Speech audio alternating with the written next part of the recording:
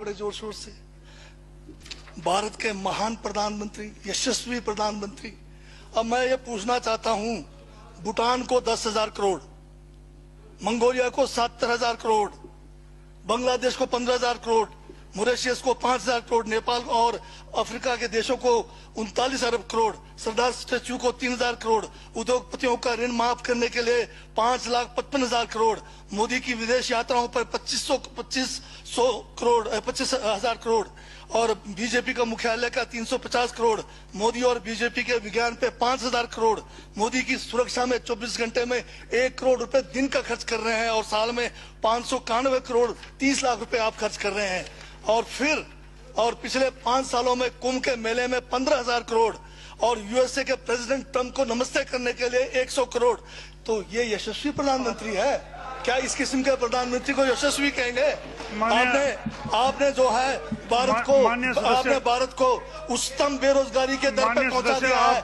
आज विश्व में भारत जो है भूखमरी में बांग्लादेश से भी नीचे है, आज पाकिस्तान से भी नीचे है। जिस देश में 25% जो है रात को भूखा सोए, उस देश का प्रधानमंत्री यशस्वी है क्या? जिसने देश की आर्थिकी को बिल्कुल नीचे कर दिया, छिन भिन कर दिया, जिसने जीडीपी खत्म कर दिया, जिसने नोटबंदी में लोगों को जो है नोटबंदी के तहत जो है लोगों को मरवा दिया, जिसने नौकरियां खत्म करा दी, जिसने महंगाई चरम पे पहुंचाई, जिसने पेट्रोल 100 रुपए कर दिया, डीजल 100 रुपए कर दिया, क्या वो यशस्वी है? क्या उसको यशस्वी कहेंगे आप?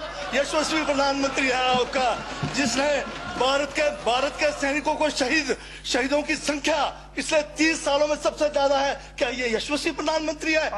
जिसने देश के अंदर चीन को घुसा दिया, क्या वो यशस्वी प्रधानमंत्री है? बजट पे बोलिए। माननीय सभापति महोदय, ये बजट में जिक्र हुआ है यशस्वी प्रधानमंत्री का और मुझे उसका जवाब देने का पूरा अधिकार है, जो मुझे कोई छीन नहीं सकता है।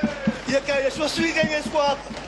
बहुत यशस्वी है। देश का जो है आज बिल्कुल देश को आर्थिक रूप से कंगाल, राजनीतिक रूप से कश्मीर से कन्याकुमारी जो अखंड भारत है वो खंड होने जा रहा है।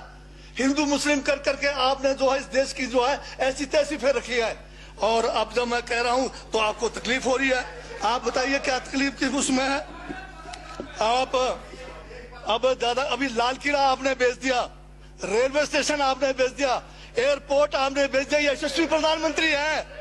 कोयले के खदाने आपने बेच दिया, रेलगाड़ी आपने बेच दिया, बंदरगाह आपने बेच दिया, बेकिस्मती जमीनें आपने बेच दी यशस्वी प्रधानमंत्री जी ने। और कहते हैं कि देश बदल रहा है, देश बिक रहा है। महाराज ये कहिए देश बिक रहा है।